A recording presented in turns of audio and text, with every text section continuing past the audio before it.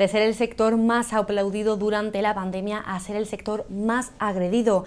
Las agresiones sanitarias se viven día a día y estas cifras aumentan. Es por ello que el Real Ilustre Colegio de Médicos de Sevilla ha organizado unas mesas de trabajo para abordar más sobre este tema. Es por ello que esta noche nos encontramos con el secretario general de este colegio, Juan Manuel Contreras. ¿Qué tal? Buenas noches. Buenas noches. Bueno, ¿y ese interés del Colegio de Médicos para abordar estas agresiones sanitarias? Sí, es un interés muy antiguo. Todo esto parte de una situación trágica. En el año 2010, una joven médica de la provincia de Murcia fue asesinada con 3 tiros en la cabeza por un paciente que no estaba de acuerdo con el tratamiento que le había puesto. Y aquello fue un shock tremendo, fue la primera voz de alerta de que venía un problema, que con los años posteriores pues ha demostrado que es un problema real, pero que en el fondo yo creo que hay que englobarlo dentro de lo que es el tema de educación de la sociedad. Entonces nosotros llevamos 8 años haciendo estudios, haciendo jornadas de prevención de agresiones, aconsejándole al personal sanitario qué actitud tienen que tener con pacientes conflictivos y no estamos contentos del resultado de todo esto, porque se siguen produciendo, cada año van aumentando. Claro, y por eso hacéis esta mesa de trabajo. ¿En qué consiste o qué objetivos quiere abordar? Mira, la mesa de trabajo ya hemos hecho diferentes versiones de este mismo tema. Otras veces hemos hecho traer a ponentes muy destacados que englobaban personas de la administración sanitaria, de los tribunales, de las fuerzas y cuerpos de seguridad, que daban su ponencia. Al final todos sabíamos, el diagnóstico ya estaba hecho, pero nunca las soluciones salían, porque las que se han podido ir aplicando no han sido suficientemente buenas, porque cada año porcentualmente se va arreglando. Se han hecho como modificaciones en el código, pero ¿vosotros abordáis alguna línea? ¿Queréis guiar por un punto exacto? Sí, la Administración General de España pues, bueno, hizo un intento de mejorar algo las penas que tenía el Código Penal actual. Y están recogidas de una forma muy etérea, entonces las penas son muy débiles, no son resolutivas ni son preventivas, porque incluso con la reforma del Código Penal que se hizo hace algunos años, se despenalizaban algunos temas, como por ejemplo amenazar a un médico o insultarlo, que antes era un delito, que tiene una concepción más dura en el castigo, pues pasaron a hacer falta. Y la falta lo solucionaban los jueces con una multa de pequeña cuantía. Anecdóticamente, aunque no tiene maldita la gracia, un señor agresor ante el juez, al conocer la pena que le habían puesto, le dijo: bueno, pues por 50 euros cobre usted 100 porque lo voy a seguir haciendo. Entonces usted revela que lo primero que tenemos que combatir es educar a la sociedad, ¿eh? Y esto hay que hacerlo desde las escuelas, desde los niños chicos. Hay que inculcarle que ni a los médicos ni a los maestros se les puede tratar de esta forma tan agresiva y tan desconsiderada, ¿no? Claro, es un tema que también queremos abordar también en los colegios, en los centros educativos, porque yo creo que también es un tema de concienciación, ¿no? De que se necesita más cómo podríamos concienciar a la ciudadanía sobre lo que está pasando dentro de los centros médicos. Pues mira, yo realmente llega un momento en que se nos acaban las ideas.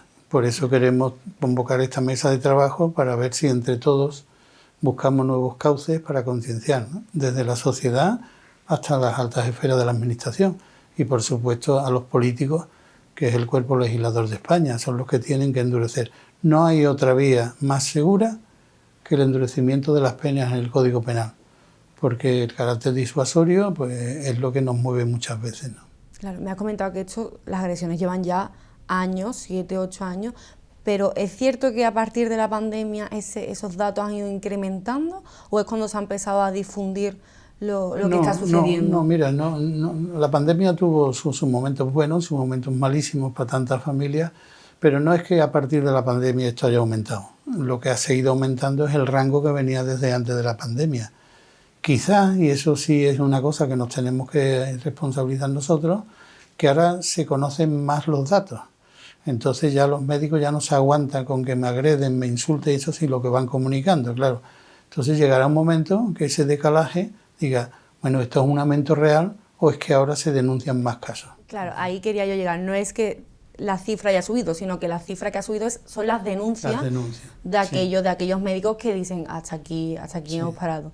Ten en cuenta que nosotros, de la Organización Médica Colegial, que es la organización con base en Madrid, que engloba a todos los colegios médicos de España, desde el año 2010, que asesinaron a la pobre doctora esa que te dije antes, se creó un observatorio de agresiones al personal sanitario. Y todos los años, el día 12 de marzo, que es el Día Europeo contra Agresiones al Personal Sanitario, se dan a conocer en Madrid los datos de agresiones de toda España, ¿no? Y entonces es lo que se ha visto de que han ido en aumento, nunca en regresión, ¿eh? A pesar de que la Administración se ha puesto un poquito las pilas, y ya en nuestra comunidad pues la Consejería de Salud y el Servicio Andaluz de Salud han intentado mediar para que estén más protegidos los médicos, las consultas un poquito de reforma, se denuncien más los casos, aquellos sujetos que tienen una agresión grave o son reincidentes, hay ya mecanismos legales para trasladarlo a otro centro que incluso les sea más incómodo para que no vuelva al mismo doctor o doctora que han agredido. Porque lo peor de las agresiones no es el día de la agresión, se pasa mal. Lo peor es que crea un estado de inseguridad y de insatisfacción por la labor que hacen los médicos, ¿no? Porque nadie te puedes encontrar que al día siguiente te vuelvas a encontrar con la misma persona o con la misma familia. Y muchas veces esa reincidencia no es que te vuelvan a querer pegar o lo que sea, sino que entran en la consulta a su aire, porque no hay tanta vigilancia en los centros, por desgracia, sobre todo en los pequeños y más periféricos, y le sueltan frases, conozco dónde está tu hija trabajando. Y empiezan así, ¿no? Entonces, claro, algunas veces algunos, por testimonio de los propios médicos, se ponen delante del médico, no le dicen nada, pero se ponen a un cuarto mirándole los ojos. Claro, ese pobre hombre ya no da pie con bola esa mañana, ¿me entiendes? Pero lo que teme es que mañana me puede pasar lo mismo. O sea, que ya no estamos hablando de agresiones físicas, también estamos hablando de agresiones psicológicas, y tiene ahí como una trayectoria previa a esa agresión física. Y como resultado de este tipo de agresiones, que no son físicas y que son presiones, amenazas y temas psicológicos, pues nadie se está preocupando de la salud mental de esos médicos agredidos. Entonces los pobres van aguantando. Nosotros en el Colegio de Médicos sí tenemos una oficina en que se recogen estos testimonios, y aquel médico que necesita ayuda psicológica pues tiene unos profesionales que lo atienden, ¿no? Pero yo creo que debería ser la propia Administración, que es la responsable de los centros. Bueno, y no te digo nada de que para la Administración sanitaria solo existe la sanidad pública. Es lo que está penado. Si a ti te agreden porque trabajas en un centro privado, no ha pasado nada. No están dentro de ninguna ley, de ninguna. Entonces, de las cosas que estamos reclamando con más insistencia, porque primero la Consejería de Salud es la responsable de la sanidad pública y de la sanidad privada. Luego tiene que ser responsable del personal que trabaja en esos centros, ¿no? Y una cifra escandalosa hoy día, que el 33% de los recursos que tiene la sanidad en España está en manos de la industria privada. O sea que imagínate el caos que se organizaría si no existiera la sanidad privada. Si ya hay listas de espera en la pública, imagínate si ese tercio pues tendrían que acudir a los centros públicos y aguantar el doble de las listas de espera, ¿no? A aquellos sanitarios que no llegan, por ejemplo, a agredirles físicamente, sino que tienen agresiones psicológicas previas, ¿le dan alguna respuesta, le dan alguna ayuda donde pueden acudir antes de llegar a ese punto? Yo no quiero ser absolutamente negativo en todo lo que hace la Administración, pero que todo es mejorable. La propia Administración sanitaria, la Junta de Andalucía, tiene un servicio que se llama Prevención de Riesgos Laborales. Y dentro de ese servicio hay unas unidades de salud mental. Pero en esas unidades de salud mental habitualmente lo que van son enfermos psiquiátricos, enfermos que tienen adicciones. Y tú te imaginas el papel de un médico llamando a la puerta de esa consulta y poniéndote allí al lado de un señor que tiene algún problema de esto, y que pasa un compañero y dice, oye, ¿qué haces aquí? ¿Qué dice ese hombre? No le dan ninguna... Pues no quieren ir, es que no quieren ir, los profesionales no quieren ir a eso. Por eso agradecen tanto que los colegios, en este caso el Colegio de Médicos, se preocupe de ellos. Se ven absolutamente anónimamente, los atienden psiquiatras y psicólogos que buscamos nosotros, los atienden en sus consultas particulares con un anonimato total, porque no se tratan con sus nombres verdaderos, sino que se ponen unas claves para que nadie sepa que... Y de eso no existe registro en el colegio ninguno, ¿eh? Eso yo lo llevo yo personalmente, que soy la puerta de acogida de estos pacientes, y yo tengo una libreta que no la tengo ni informatizada para que nadie pueda tener, para que nadie pueda tener, ¿no? Y la confidencialidad es absoluta. Bueno, ¿puede ser esa una de las circunstancias por las que no bajen las cifras de denuncias o de agresiones sanitarias, por esa no respuesta que hay o que no hay? Yo creo que es una parte importante. Yo comprendo que, al fin de cuentas, cuando tú a un legislador, a un político, le planteas un problema que requiere un esfuerzo económico, siempre te dicen, es que yo dependo de la Consejería de Hacienda, ¿no? Evidentemente, por ejemplo, los grandes centros sí tienen servicio de vigilancia habitualmente, es un servicio privado, como los guardias de seguridad de los bancos y cosas de estas. Pero la inmensa mayoría de los centros periféricos, los que están más alejados, no tienen a nadie.